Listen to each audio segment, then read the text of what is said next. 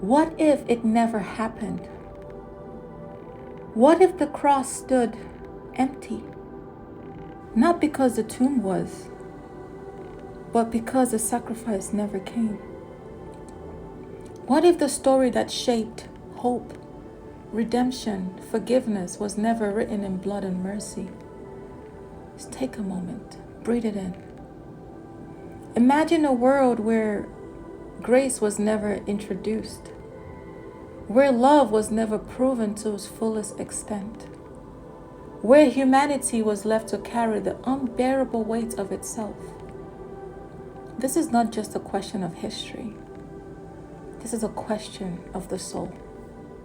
Welcome to Echoes of the Mind Vault, where we explore the depth of truth, the weight of sacrifice, and the hope we so often take for granted.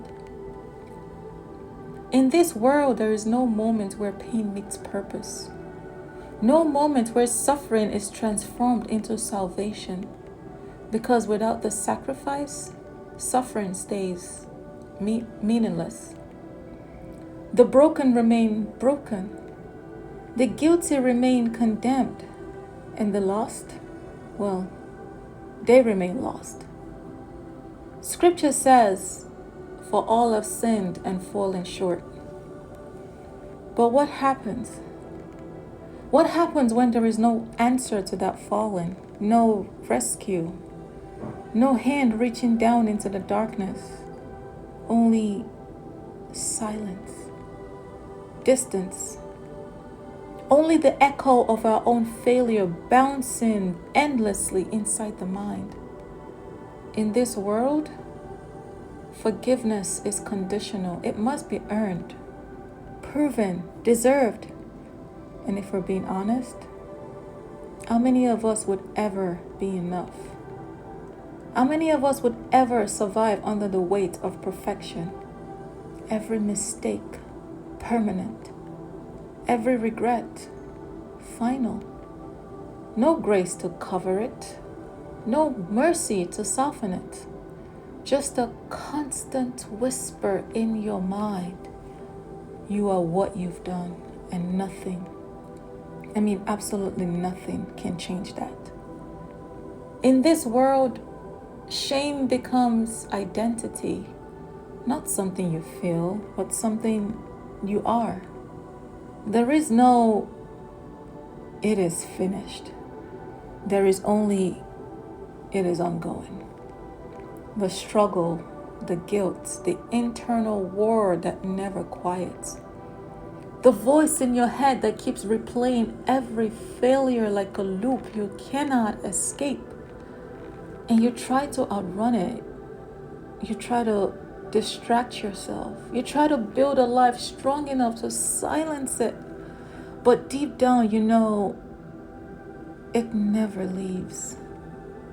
In this world, love has limits because the ultimate expression of love was never shown. No one stepped into the suffering willingly. No one chose the cross. No one said, "Father, forgive them." So forgiveness becomes rare, fragile, transactional. We hold on to grudges tighter. We protect ourselves harder. We trust less. And we love with conditions. Because we've never seen unconditional love demonstrated in its rawest form. In this world, hope feels like a rumor, something people just talk about, but can't fully explain. Because hope needs proof. Hope needs something solid to stand on. And without resurrection, without victory over death, hope becomes wishful thinking. Not certainty, not truth, just a fragile idea that breaks under pressure. And what about the quiet battles, the one no one sees? The anxiety that tightens your chest at night. The overthinking that never lets you rest. The depression that makes every breathing feel heavy. In this world, there is no assurance that you are held, no promise that you are seeing, no truth whispering, you are loved beyond your understanding. Instead, there's only you, alone with your thoughts, alone with your fears, alone in a mind that feels like a prison with no key. But here's where everything changes. Because this is not the world we live in. The cross is not empty. The sacrifice did happen. And because it did, everything you just imagined is not your reality. Because of that moment, grace exists. Not because we earned it, oh no, but because it was given freely, fully, unconditionally. Scripture says, but God demonstrated his own love for us in this, that while we were still sinners, Christ died for us. While we were still struggling, while you were still struggling, still doubting, still breaking, you were loved.